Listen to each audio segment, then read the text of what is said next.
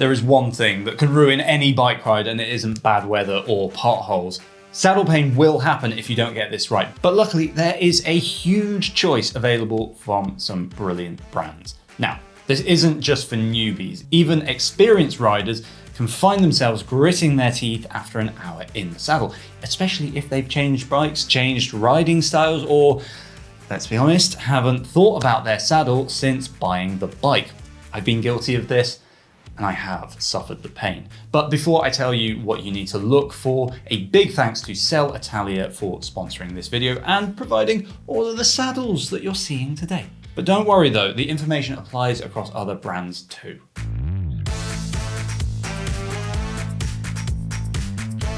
I'm going to start with the biggest, easiest mistake to make. More padding doesn't always mean more comfort. The massive saddles that you see on town and city bikes are designed for those upright riding positions.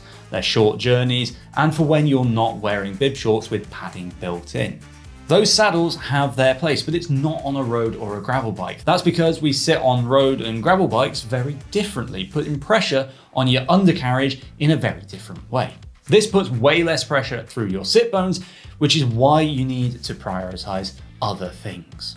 So don't just go and buy the cushiest looking saddle.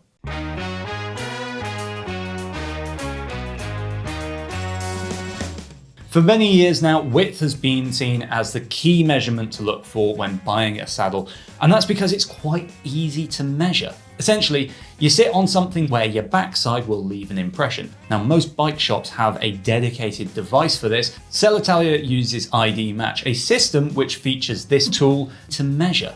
And you'll then know if you need a narrow or a wider saddle. And I would suggest getting yourself measured. For years, I had 143mm wide saddles from another brand, but late last year, I actually switched to the 130mm SLR. And so it's much comfier for me because it fits. I get no chafing now on the inside of my thighs, and that means the bit of the saddle that's meant to be under my sit bones is actually there doing its job. But there is quite a bit of thinking which suggests that another fit factor is even more important.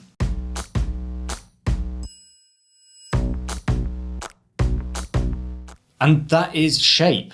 This is all about how you sit on the bike, how flexible you are, and whether you like a locked in feel or whether you want to move around a bit more. It sounds difficult to figure out, but there is a way to give you a rough guide. Hip width, thigh width, and pelvis tilt. ID Match takes those figures and spits out one of these measurements. Now, I come up as an S3, which means that I need a narrower saddle with the longest cutout.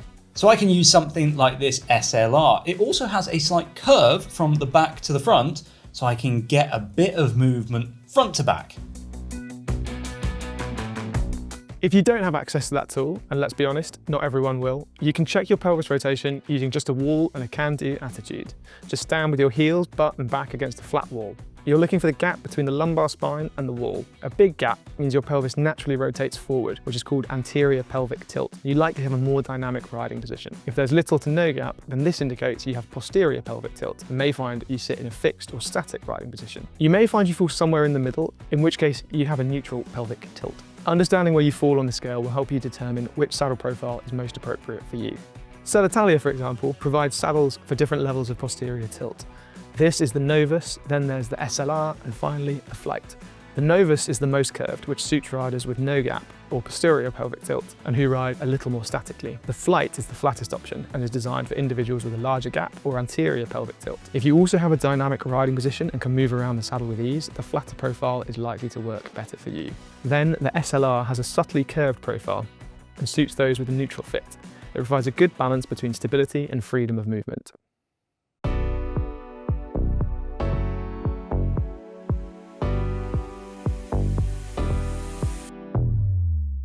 Okay, the last feature of a saddle to consider is this hole. It's called a cutout and it's there to relieve soft tissue pressure and maintain blood flow. Now, I generally swear by them, but everyone is different.